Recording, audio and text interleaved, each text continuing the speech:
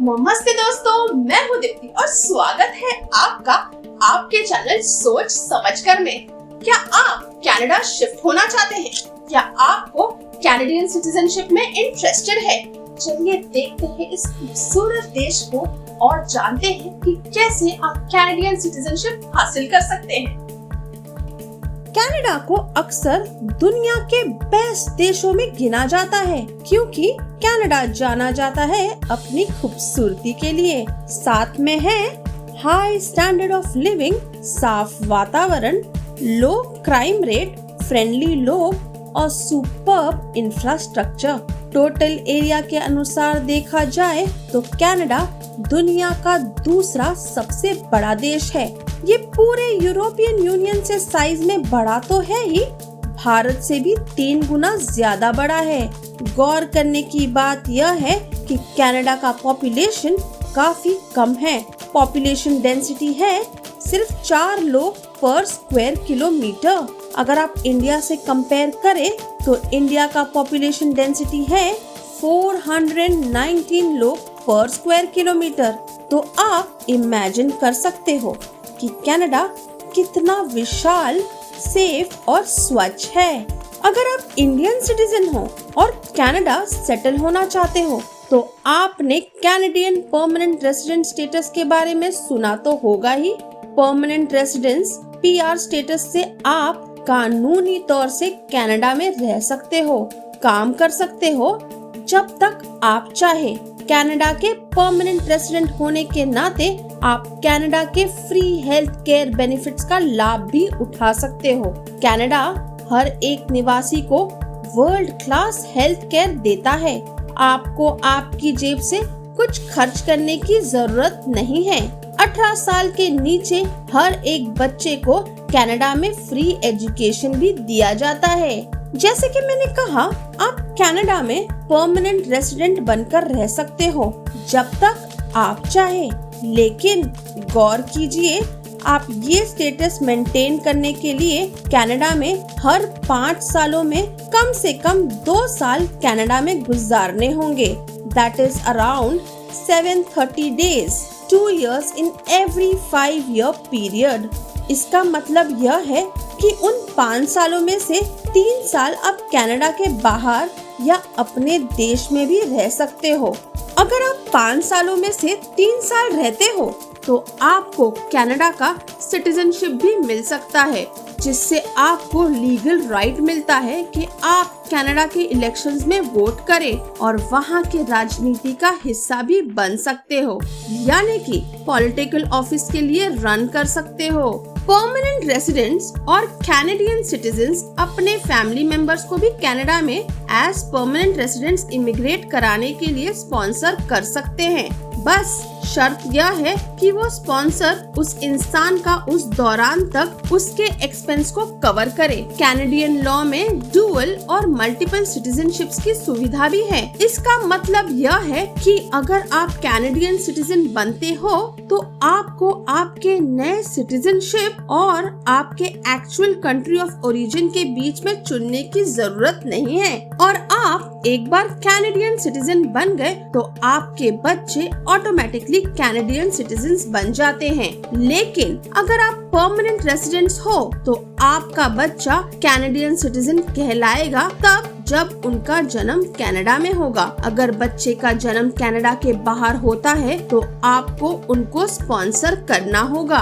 Canadian citizens का जो passport है वो काफी पावरफुल है। इस ट्रैवल डॉक्यूमेंट से आप बहुत सारे देशों में वीजा फ्री ट्रैवल कर सकते हो और अगर वीजा की नौबत भी पड़े तो प्रोसेस उतना ज्यादा कॉम्प्लिकेटेड नहीं होगा।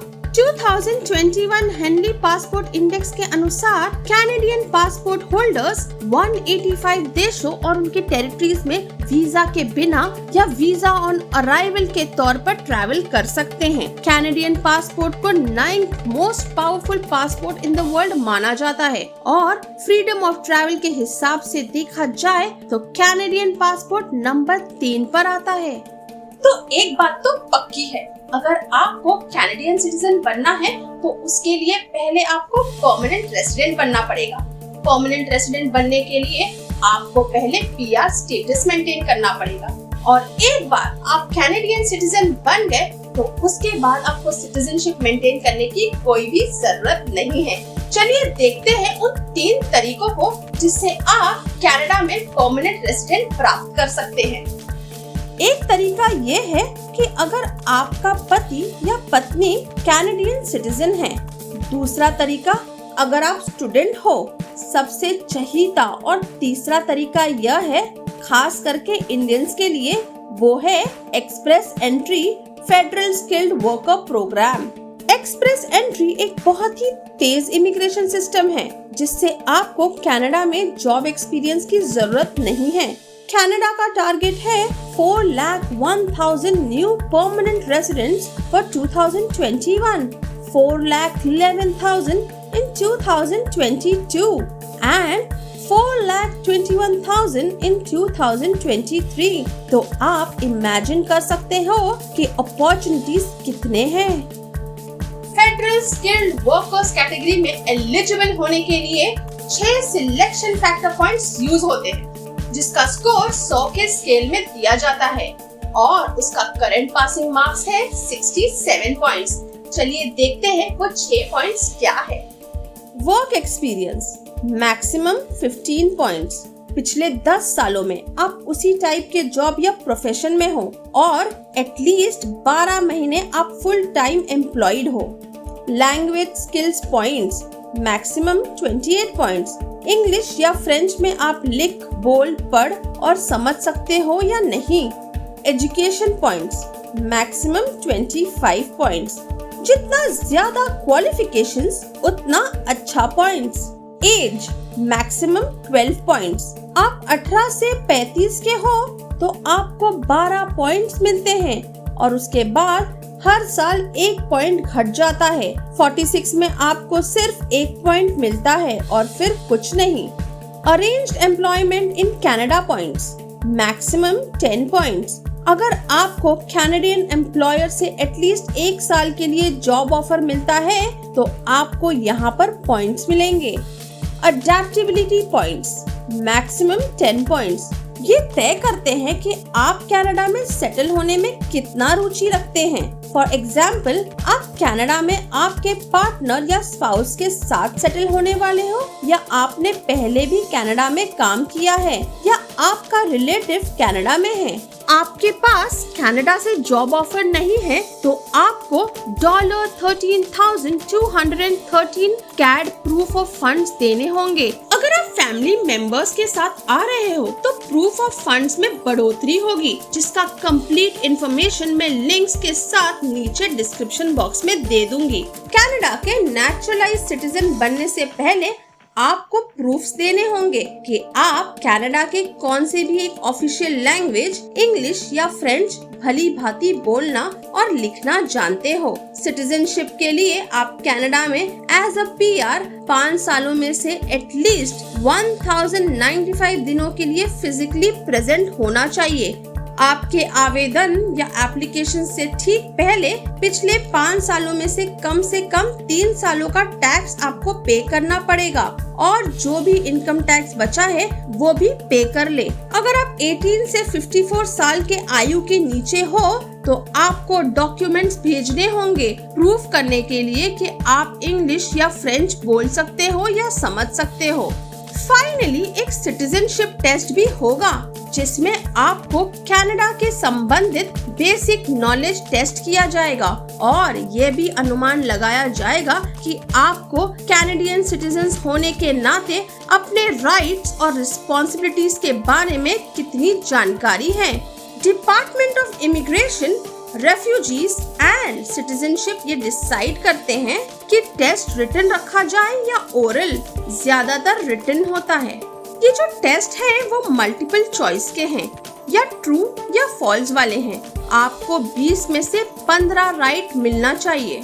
अगर आप 54 साल के उम्र से ऊपर हो तो लैंग्वेज और बेसिक नॉलेज टेस्ट देने की जरूरत नहीं है। कोविड के कारण ये टेस्ट अब ऑनलाइन शिफ्ट किया गया है। एप्लीकेशन के रिव्यू करते जब आप पास होते हो तो कांग्रेट्स, आप कनाडा के नागरिक बन जाते हो। एक राय में ये देना चाहूंगी कि आप कनाडा में एक शॉर्ट ट्रिप कर लीजिए या फिर आप एक शॉर्ट स्टे वीजा में यहाँ रहे, ताकि आप क्लियर हो कि आपको कनाडा में परमानेंट रेसिडेंसी चाहिए। देश का फील मिलना और सोसाइटी में रहना और लोगों से इंटरैक्ट करके आप अनुमान लगा सकते हैं कि आप इस बड़े मूव के लिए तैयार हो या नहीं। और एक तरीका भी है जिससे आप कैनेडियन सिटीजन बन सकते हो, और वो है सिटीजन बाय इन्वेस्टमेंट। अगर आपको एक्सप्रेस एंट्री प्रोग्राम का भाग नहीं बनना है और अपने पैसे यूज करने हैं, तो बेशक आप कैनेडियन सिटीजन बन सकते हो इन्वेस्टमेंट के माध्यम से। आपको 1.2 मिलियन कैनेडियन डॉलर्स यानी कि अराउंड 7 करोड़ 23 लाख इन्वेस्ट करने पड़ेंगे, कम से कम 5 सालों के लिए at 0% interest rate under the Quebec immigrant investor program. ये इन्वेस्टमेंट स्कीम गवर्नमेंट से गारंटीड है और आपको इसका रीपेमेंट मिल जाएगा इन्वेस्टमेंट पीरियड के संपत्ति में। आपके जानकारी के लिए बता दें कि फिलहाल ministry of immigration, francization and integration ने क्यूबिक इमिग्रेंट इन्वेस्टर प्रोग्राम पर रोक बनाए रखा है और ये प्रोग्राम रीओपन होगा 1 अप्रैल 2023 में। तो दोस्तों, ये थे कैनेडियन पीआर और सिटीजनशिप मेंटेन करने के लिए कुछ इम्पोर्टेंट इंफॉर्मेशन। अगर आपको कैनेडियन सिटीजनशिप को लेकर कोई भी राय या सवाल हो तो आप हमें कमेंट करें, और अगर आप इस चैनल पर नए हो तो हमें सब्सक्राइब करें। जो भी करें सोच समझ कर करें। Thank you for watching this video guys.